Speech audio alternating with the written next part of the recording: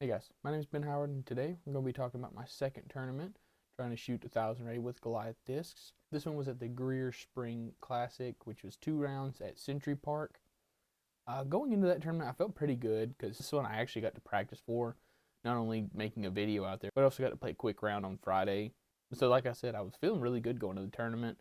Only thing was, it ended up being a really windy day, and Century is a really tough course to play in the wind because the course has enough trees on it to where I would say it's like a moderately wooded course, but there's not enough trees to block the wind. So you're having to deal with some wooded gaps and deal with wind. But the thing that was killing me was I was trying to warm up my putt. I just couldn't ever quite get it right. Like I would make 2 in a row and then I'd airball the last one. So I just wasn't really feeling super confident on the putting green going into the tournament, which was a mistake. I should have either just sat there and tried to figure something out, or just don't even practice putt at that point, because all I'm doing is just making myself less and less confident the more I'm out there just like trying to figure this stuff out when I couldn't. So going into future tournaments, that's one thing I'm going to try and do is like not focus too much on one part of my game, and just if it's not feeling great like my putting was, like all I really need to do is get into like 10-15 feet of the basket and just do those putts, just so that way I'm making a bunch in a row and I'm feeling more confident. Because most of the time, if I'm confident from 20 feet and in, that's all I really need. So that's one thing I'll try and make sure and do it for the next tournament. But actually getting into the first round, started on hole 1, which was fun. I think it's the first time I've ever done that during a tournament. It's actually started on hole 1, being on like featured card, I guess you could call it. But started out with a bogey, which wasn't fun. Oh, and a big thank you to Alex DeLorme, who was on my card. He offered to film all my shots, or at least my tee shots. Hole 1, as you can see, wasn't the best start to a tournament, because not only did I get in those trees, but I didn't kick back out. So I had to do like a weird patent pending shot. I ended up throwing it into like one of the trees that was just past the basket. Like I was probably 20 feet from the basket, but had no putt at all. And then from there, I was actually throwing okay. Like I think I had a birdie putt on hole 2. Yeah, I had a birdie putt on hole 2, missed that. Hole 3, just pulled it right, and just I threw it pin high, but I was like 60-70 feet right of the basket and had no chance of making that. Hole 4, I tried going with that mid-range play that I had thrown during a practice round and threw it like 40-50 feet past the basket somehow. It was weird because I didn't feel like I threw it that hard. If anything, I felt like I took some off of it, but I think I might have just got the nose down that time. I kept parring until hole 6, where I had a birdie putt, missed that. And then I got a turkey with 7, 8, and 9, which those felt great. I was able to get those because I actually threw them close enough to where I couldn't miss the putt almost at that point. And once we got to hole 10, I was feeling really confident. Threw great forehand, got myself into a circle, but hit like left side chains and it kind of fell out. It was one of those putts that was like a 50-50 chance of it sticking or not, and just didn't that time. Then on hole 11, we had to sit and wait for a good 10-15 minutes. Kind of sucked because it was right when I was starting to get hot and get warmed up. Felt like I had to sit and wait and get cooled off, but ended up parring that one, which felt good, especially as you can see from my tee shot. I threw it into a gap that was probably about that wide, like 2 feet wide. Ended up with like a 40-foot putt, missed that, got a par, which I'll take on that hole every time. From there, kept parring, but 14 is the one you've probably been waiting for me to talk about because that one sucked. I threw an okay tee shot. Like, it wasn't great by any means, or good, honestly, but I got myself out there to where I had like a jump putt up and down. I ended up trying something a little different and tried jump putting this super beat up Genesis. I was trying to use it like I would use my Sonic, kind of, except I was using it for like jump putts, which I would do with my Sonic sometimes, but it was pretty rare. But the one thing that's different between the Genesis and the Sonic is that the Genesis is much more understable when you throw it harder. And so when I tried to jump putt it, it flipped up and turned over and was like 40 feet right of the basket. I wanted to make the par, so I ran it, hit the, like skipped off the top of the basket, got down there, didn't go out of bounds luckily, but was at the bottom of the hill, putted back up the hill, and thought I had a tailwind, so I putted it high, didn't drop it, so I went right over the top of it again.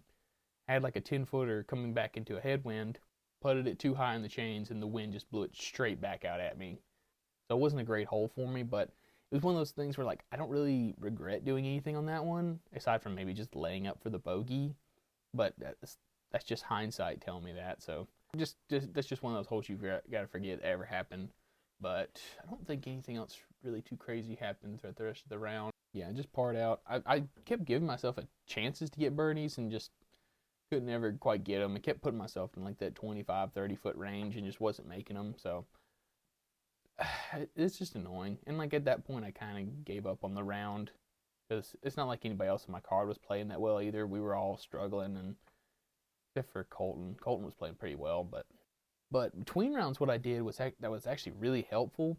Was I used my tech disc, which is something I've been meaning to make a video with, but I haven't done it yet. But if you haven't heard of a tech disc, it's something you can throw and it'll tell you all your stats about your throws. But out there next to the baseball fields, they had a net that like you could use for warming up, I guess, for games and stuff like that. So I went out there and threw this a bunch into that net. It really helped going into the second round, as you'll be able to see once we get into that scorecard. But yeah, I think from now on I'm going to do that. I'm going to keep this in my bag, and between rounds for tournaments, I'm going to warm up with it or just use it to kind of dial in my form. But yeah, so going into the second round, as you can tell, I played a lot better that round. This one we started on hole 3. Knew I wasn't going to birdie that one, so there wasn't any pressure to birdie right away. Hole 4, I tried throwing the Waymaker, thinking that would be good, and ended up throwing that long.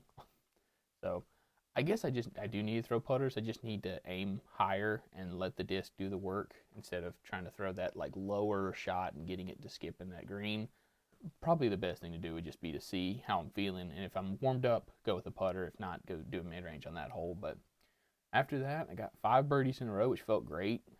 Not only because obviously I was getting birdies, but I was actually making like longer putts, like 20, 25. Hole 9, I made like a 45, 50 foot putt. But yeah, hole 10, I threw a forehand, threw it too low, so I didn't have time to get to as far right as I wanted. Ended up with like a 40 foot putt, missed that. Hole 11, I threw a different disc and threw it through the exact same gap again, which was really funny. Ended up getting it down for par again on that one, which felt great. 12 was a weird one because we had a ripping tailwind. So I tried to throw my really flippy Enoch, and it didn't even flip up to flat. And I tried to throw a forehand turnover into the green because that's all I could do, but that tailwind stabled out my forehand, so I ended up with like I think it was barely inside the circle putt, and missed that. Just got my first bogey of the round. And then hole 13 had that same ripping right to left wind. So I was trying to figure out what I could do because I didn't want to do the same thing I did the first round, which is probably what I should have done. I just was focused too much on the wind and wasn't focusing on my actual shot because I pulled my shot, threw it right of the Mando, missed the Mando. Luckily was able to get up and down for bogey without too much of an issue, even though I gave myself like a 20 footer, which didn't feel great after missing a Mando on a hole that you really should birdie. But on 14, I took my medicine, laid up my putt, got out of there with a par. 15 was annoying because I threw it too far left and stayed up on the hill, so I had awful footing, had a bad angle into the green, ended up throwing like 40 feet short, missed that putt. Then was able to put together another turkey, going 16, 17, 18, which felt really good. Because at that point, I think I was at the very bottom of the cash line. So my goal was to put myself into a position to where I was comfortably in the cash line, and getting those last 2 birdies definitely did that. So I was trying to stay focused, thinking of my game plan for the last 2 holes, but I think I had looked at that point and saw that I was like comfortably in the cash line, so I kind of relaxed a little bit. Because at this point, I didn't think I had a chance of shooting 1,000 rated round, because I was thinking I needed to get 10 or something like that. So I was thinking I didn't really have a chance, and I didn't know how bad everybody else was shooting. I was just looking at the people around me, and they weren't playing well, so I didn't think to look at the people higher up the leaderboard, I guess. But one, I put myself to like 25 feet, missed that putt. And then hole 2, I threw it out of bounds to the fence, left the basket, and made the putt to save the par. But then at that point, I looked at my score. I'm like, okay, yeah, -6. That felt pretty good. And then I saw the rating. I was like, oh, wow, okay. Because I believe I tied with somebody else for the hot round. Oh, never mind. Somebody shot -7 in our division. Because I know the wind was worse during the second round, but I didn't think it was that much worse. And I think at that point I had gotten used to the wind and got really used to reading the wind and what I needed to do. Because the wind was really consistent during that tournament. The only time it was inconsistent was on like holes 2 and 3. Because for some reason it would switch back and forth between a headwind and a tailwind. So I think the big difference between round 1 and 2 was just the fact that I got used to reading the wind and knowing what I needed to do based off my previous game plan. And during the second round, I was a lot more confident and did feel like I could make those 20 to 25, almost 30 footers. Yeah, the guy that shot 7 under was a 995. So I needed to shoot 2 strokes better to shoot a 1,000 rated round. And like, if I got rid of those 2 bogeys, that would have done it. If I would have birdied holes 1 and 4, that would have done it. I could also birdied hole 2. There's a lot of different things I could have done to have gotten those 2 strokes.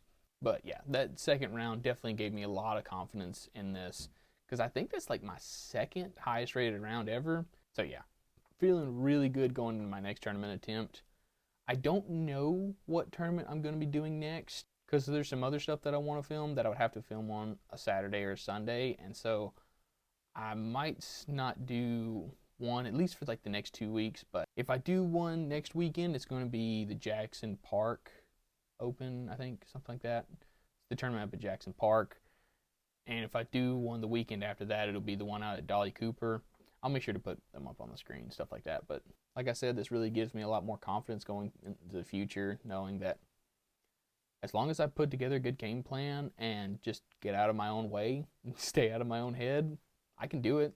But if y'all have any other ideas for things I should try to help myself before, after, or during tournaments, I'm open to any advice y'all have. But yeah, so y'all wish me luck. Thank y'all so much for watching. Please like, subscribe, and y'all have a good one.